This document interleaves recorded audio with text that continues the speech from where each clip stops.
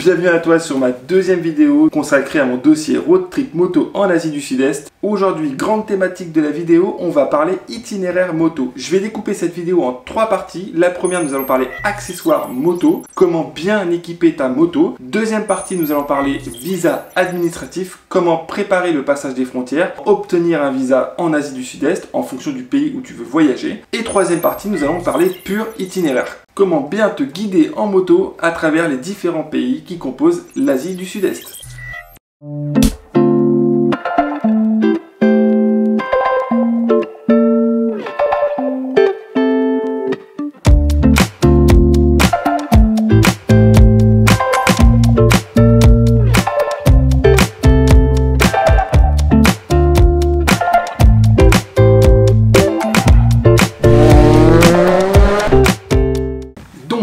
Thématique de cette vidéo, nous allons parler accessoires moto. Comment bien équiper ta moto pour qu'elle soit le plus pratique et optimisée possible pendant ton road trip moto. Alors, la première chose qu'il faut que tu saches quand tu fais un road trip en moto, c'est que forcément, tu vas te trimballer ton sac. Ça, c'est sûr.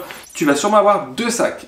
Ton sac de fringues que tu vas trimballer à l'arrière de ta moto et ton sac à dos avec tes affaires un peu plus tricky, un peu plus importantes, comme notamment peut-être ton appareil photo, ton ordinateur ou ce genre de choses. Alors, le premier investissement que tu dois faire si jamais ta moto n'est pas équipée de cet accessoire-là, c'est acheter une platine pour pouvoir installer, fixer ton sac à dos sur ta moto.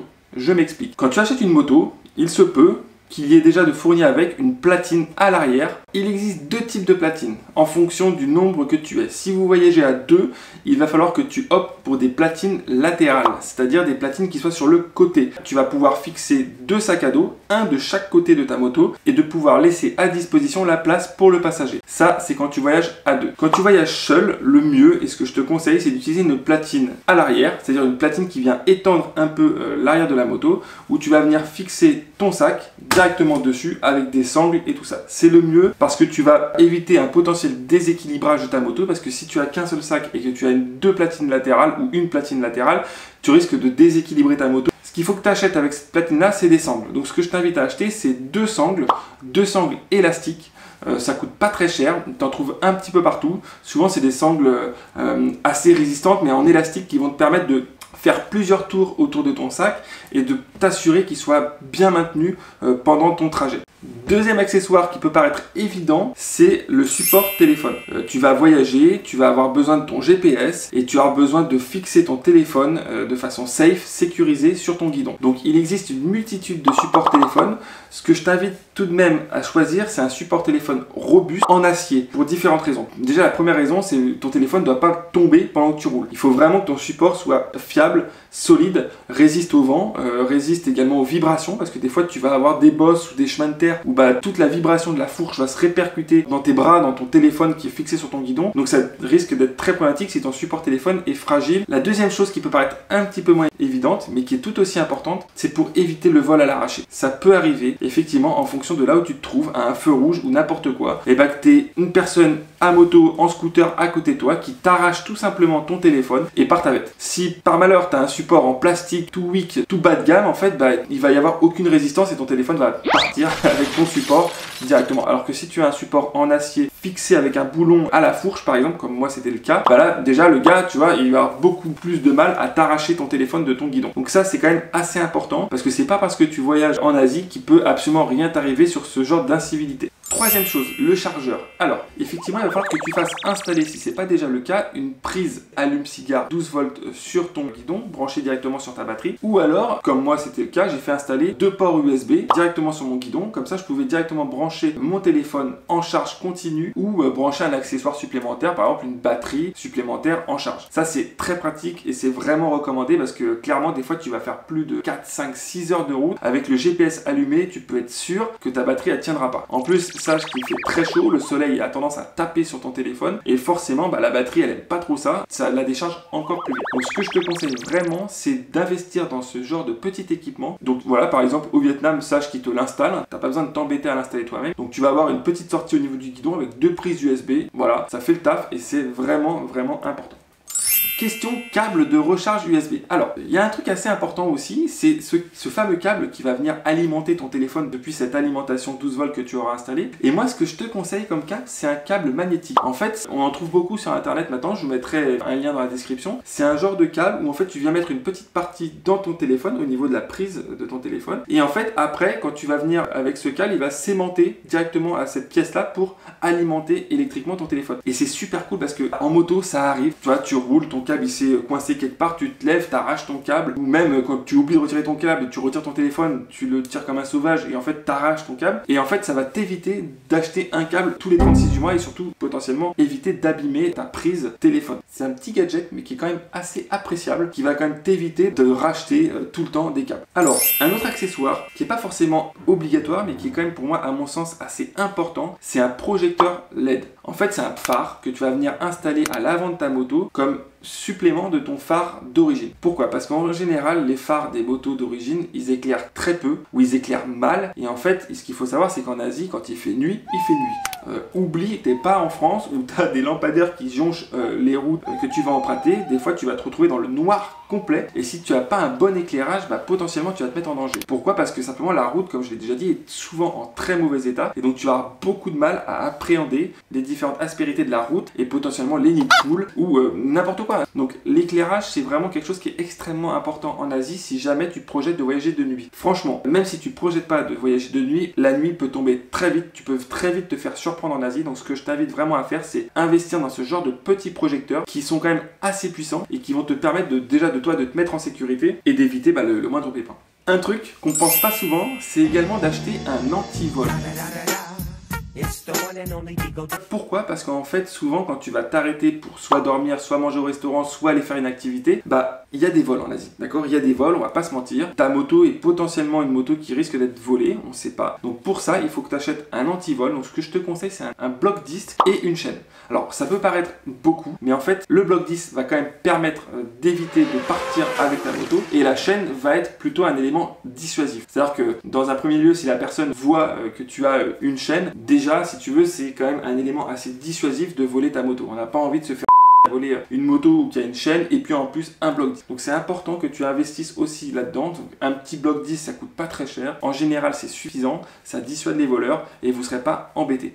Petit conseil, malheureusement je l'ai aussi appris à mes dépens, une chose qui est assez importante à faire quand vous achetez une moto au Vietnam, c'est de faire un double des clés. Ça peut paraître stupide, mais moi typiquement j'ai perdu mes clés de moto et d'antivol dans le Mekong en me baignant et je peux vous assurer que si j'avais eu un double des clés, j'aurais été bien content. Donc ce que je vous conseille c'est de faire un double des clés et de laisser ce double là soit dans votre sac, soit à votre conjoint ou conjointe en fonction de si vous partez à deux, mais en tout cas de les mettre dans un autre endroit que sur vous-même. Alors maintenant on va parler frontières. Comment préparer la traversée d'une frontière en Asie. Alors ce qu'il faut savoir déjà quand on organise un trip, par exemple on veut traverser le Vietnam, le Laos et le Cambodge, il y a un ordre à respecter. Cet ordre il est important parce que vous allez quand même simplifier grandement la traversée des frontières. Il faut savoir typiquement que je vous donne un exemple comme ça, il est très difficile de passer la frontière depuis la Thaïlande vers le Laos. Presque impossible, clairement. Alors que vous pouvez tout à fait passer la frontière du Vietnam vers le Cambodge et vers le Laos ou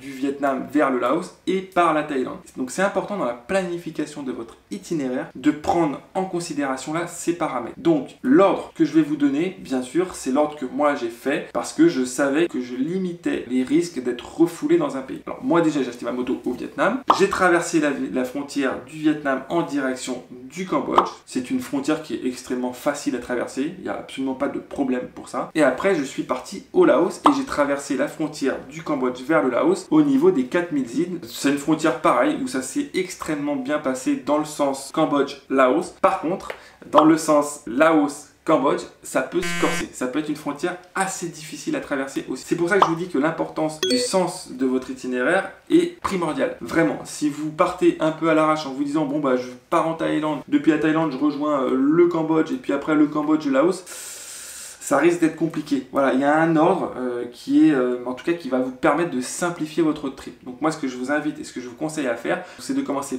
par le Vietnam, ensuite par le Cambodge, par le Laos et de finir par la Thaïlande. Je pense, en tout cas, à mon sens, que c'est le road trip le plus safe.